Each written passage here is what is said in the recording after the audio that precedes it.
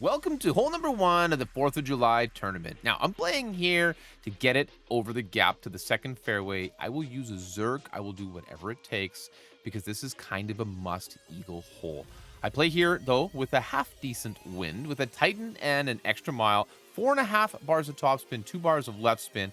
I do adjust this one here into overpower, but we're going to grip it and rip it max overpower. You might use a little bit of Kingmaker here if you've got a headwind, like a mild headwind, and then a strong headwind. That's where that Zerk might come into play. If you've got a really low extra mile, like a 4 or something, then yeah, you might want to just bounce it over and go for the long shot.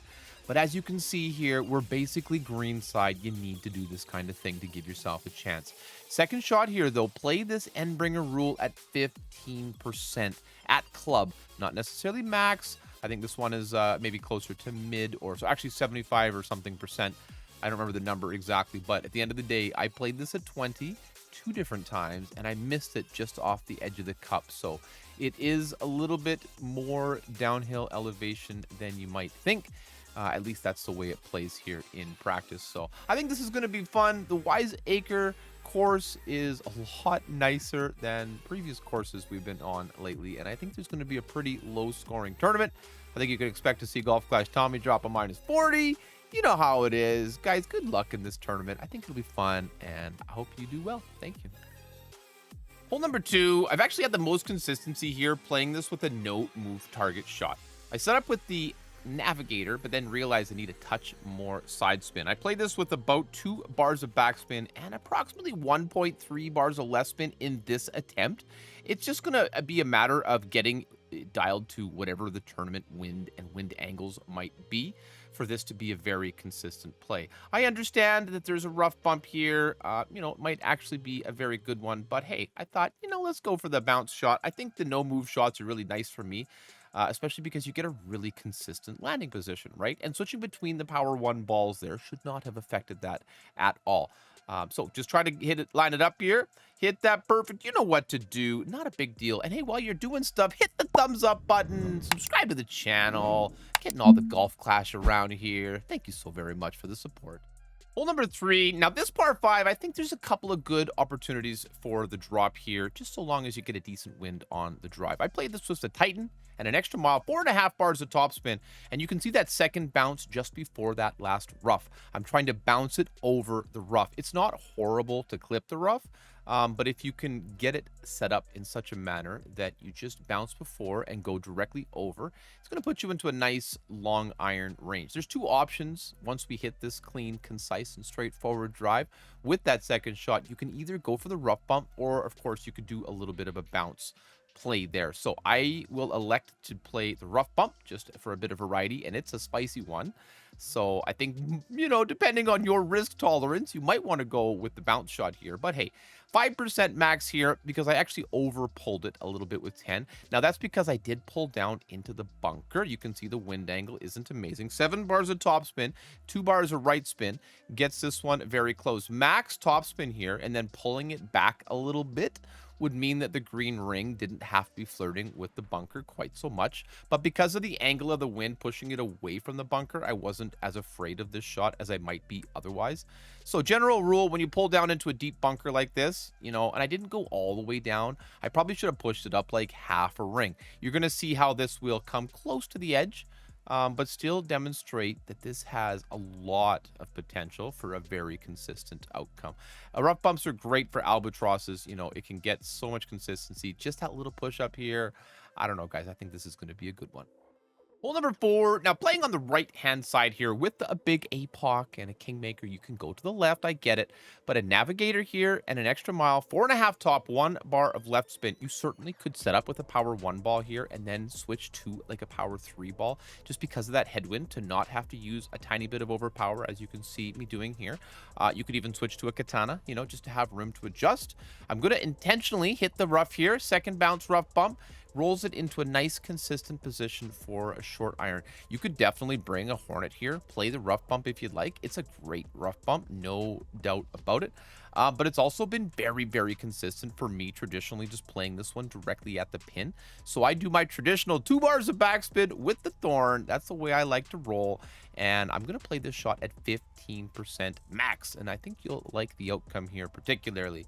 This course, like I'm showing you, there's so many opportunities. I think this is the way that most courses should be made these days, with nice, flat, consistent landing positions, moderate challenge, a couple of holes that are a bit more difficult than others, as you'll see coming up. But again, you don't feel like you're dead in the water every time. That's not dead in the water. We'll see you on number 5.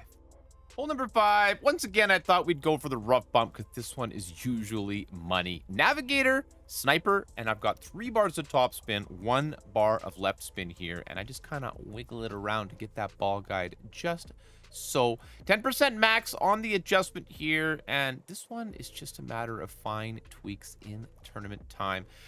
If you're if you're pulling down into the bunker, it's not my favorite way to set up a shot, for a hole in one. You might want to do the bounce over from the fairway just to the left of the rough. But as you can see, beautiful speed here, comes in right on line, and a tiny bit more of a pull there. You've got yourself a drop. Hole number 6, this one's not a ton of fun. If you've got a tailwind, bring a Titan. I have the headwind here, so I am using a Zerk ball. Max top, 1 bar of right spin with the big topper.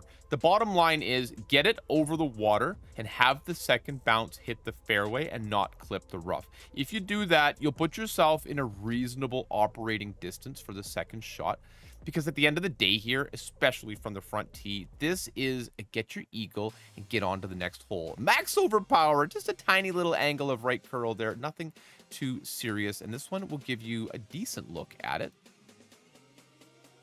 Gets you down there, as you can see, where we need to be.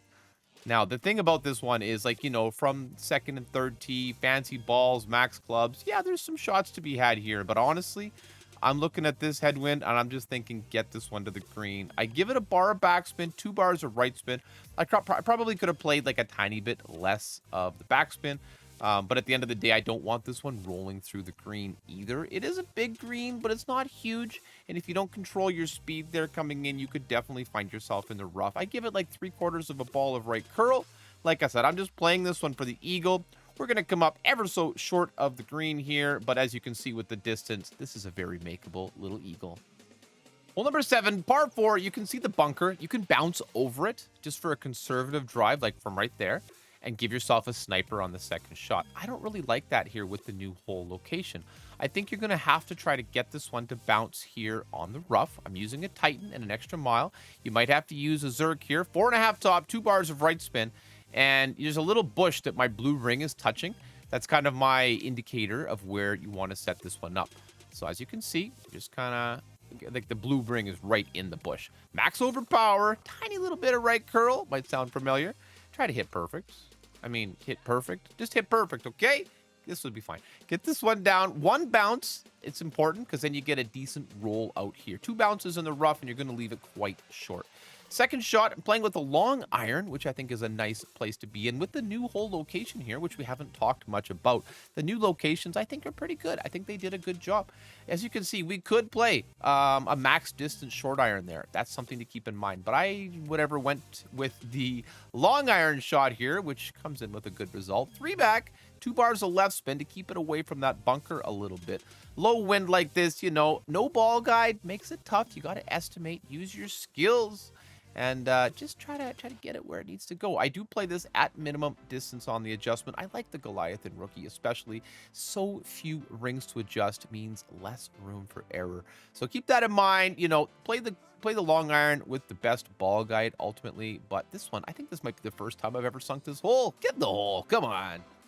Hole number 8 is another very, very makeable par 3. Sniper, navigator, 10% mid on the adjustment. We're going to play 5 back, I believe. 3.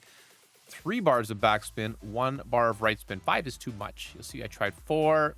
Still too little. Too much, excuse me. And then 3 is just right. 3 back, 1 right, 10% mid here, and I'm just lining up the tip of the ball guide to the tip of the pin. I know this one has a bit of a downhill slope, so I thought no need to push the ball guide too far through the pin because it might roll a little bit hot. I make that adjustment at 10 mid, and you just gonna go ahead and hit perfect. Like, you can see there's so many opportunities on this course. And I didn't play these holes 10 times each. I did like 2 or 3 per hole, you know, and got a lot of drops. So keep that in mind. I think we're gonna have a great 4th of July tournament. Hole number 9, this par 5 is not exactly what I would call an incredible opportunity. It's got a little bit of room to work with, though. Zerk and an extra mile because this wind is not great. Again, you could play a P3 here if you've got a nice tailwind. 4 bars of topspin, 2 bars of right spin. I'm contemplating rolling over, but with the new hole location, the tree near the green does pose some problems. So I think the right-hand play here, depending on the wind, of course, is going to be a lot more viable than it was in the past. Keep that in mind. You know, we always have to adapt and be willing to change as the game changes. So, tiny bit of overpower here. Just circle break to compensate for that bit of headwind. And, you know, this will come in very, very nicely. Bouncing over that bunker, rolling down near the end here. Not too much more you could do to make that drive any better. You know, a little bit more, but that'll work just fine. Second shot with the sniper here. We're going to play 0.5 bars of backspin, 2 bars of left spin. That's, of course, into this slight cross headwind. A tailwind, you know, might be different once again. You know, this is an interesting shot here. I think you'll like it. Half back, 2 bars of left spin. I think it's going to be an interesting tournament. I'm really looking forward to it. You got that second bounce, you see, kind of going under the trees, on the rough, but this one comes in so nicely. I'm looking forward to streaming this tournament. I'll be playing Master, but if you're looking for notes based on this video, go to erelicgaming.com. There'll be a free PDF note just like this with all of the typed up, easy to read shots that I've talked to you through in this video. Thank you for watching this video. Thank you for being here today. Don't forget to hit the thumbs up button, subscribe to the channel. I wish you the absolute best of luck here in the 4th of July tournament. Thank you for watching.